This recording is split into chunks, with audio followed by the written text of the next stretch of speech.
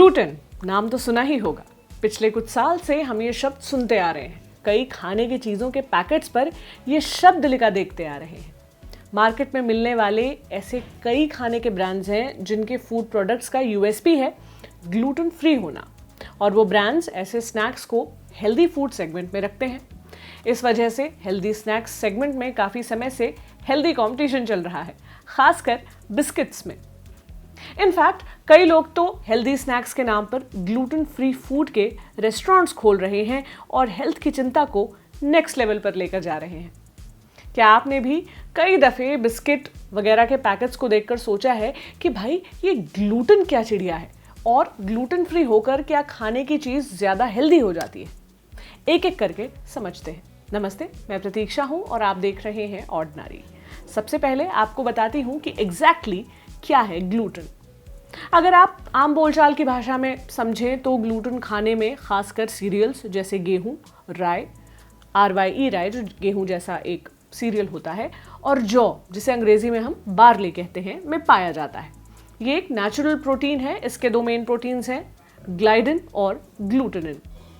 सबसे ज़्यादा ग्लूटेन गेहूं और गेहूं के दूसरे रूप जैसे मैदे में प्रेजेंट होता है।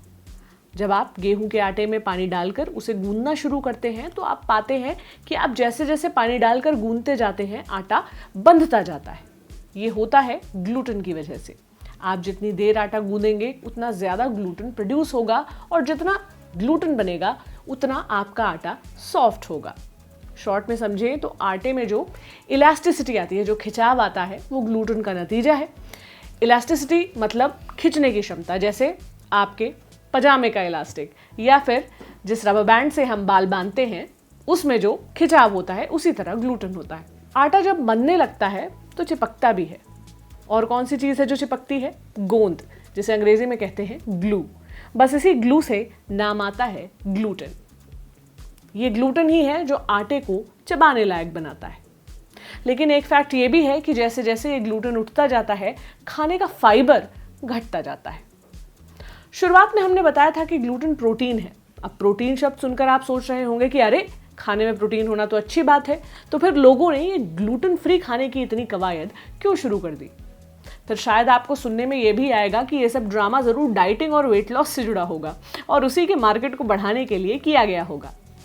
कहीं ना कहीं ये बात सच है, लेकिन ये सिर्फ आधा सच है। पूरी दुनिया में काफ़ी लोग, खासकर ऐसे काफ़ी एडल्ट्स हैं जिन्हें ग्लूटेन से भयानक एलर्जी है। डेटा के हिसाब से विश्व का लगभग 0.5%। इनमें से कुछ लोगों को इतनी सीरियस ग्लूटेन इंटॉलरेंस है कि वो सीलिएक डिजीज जैसे ऑटो इम्यून डिसऑर्डर का शिकार भी हो जाते हैं। ये वो रिएक्शन है जो ग्लूटेन लेने की वजह से कुछ लोगों को आंतों में हो जाता है, जिसकी वजह से उन्हें extreme weight loss, diarrhoea, depression, bloating, anxiety यानी उलझन, अनीमिया, मैलन्यूट्रिशन वगैरह जैसे हेल्थ इश्यूज का सामना करना पड़ सकता है। जब शरीर को ग्लूटेन से अधिक सेंसिटिविटी होती है तो आपका जो डाइजेस्टिव सिस्टम है वो खाना ठीक से पचाना बंद कर देता है, और अपच की वजह से कई बार स्मॉल इंटेस्टाइन का इनर वॉल यानी छोटी आंत का अंदरूनी हिस्सा डैमेज हो जाता है। गेहूं सबसे कॉमन एग्जाम्पल है ऐसे खाद्य पदार्थ का जिसमें ग्लूटेन सबसे अधिक मात्रा में पाया जाता है। अंडा एक थोड़ा अनकॉमन एग्जाम्पल है प्रोटीन एलर्जी का। हाँ, अगर आप ग्लूटेन सेंसिटिव हैं तो हो सकता है कि अंडों से भी आपके पेट में थोड़ी तकलीफ हो जाए। साथ में गेहूं से बनी हुई अन्य चीज़ें जैसे बियर और बेकरी के प्रोडक्ट्स जैसे ब्रेड या केक से भी आपको परहेज करना पड़ सकता है। हमने आपको ग्लूटेन इंटॉलरेंस से होने वाली दिक्कतें तो बता दी। आइए अब डिस्कस करते हैं इसके कुछ उपाय। तो सबसे पहले आपको ये करना है कि अगर आपको ज़रा भी डाउट हो कि आपको खाने में किसी चीज़ से एलर्जी है, कुछ सिम्टम्स के आने से जैसे पेट दर्द, डायरिया, स्किन रैशेस वगैरह, तो आप अपना बेसिक चेकअप ज़रूर करवाएं।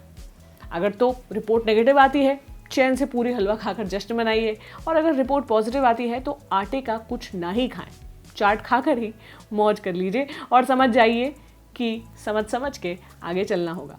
लेकिन हाँ, पूरी या चाट इतना भी ना खा लीजिएगा कि तेल और आलू से होने वाली किसी हेल्थ कंडीशन का आप शिकार हो जाएं।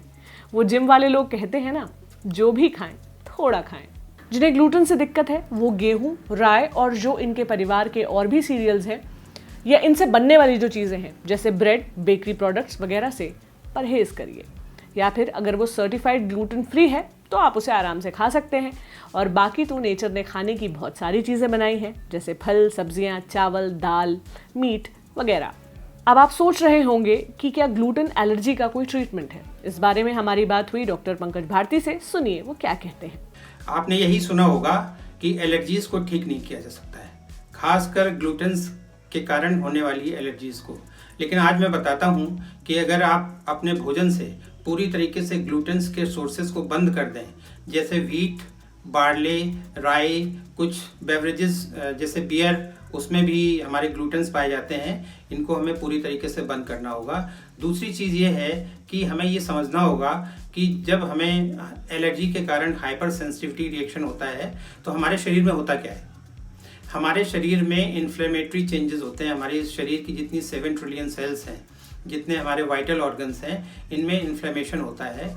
और इन्फ्लेमेशन के पीछे जो सबसे बड़ा रोल होता है वो हमारे लिवर डिसफंक्शन का होता है।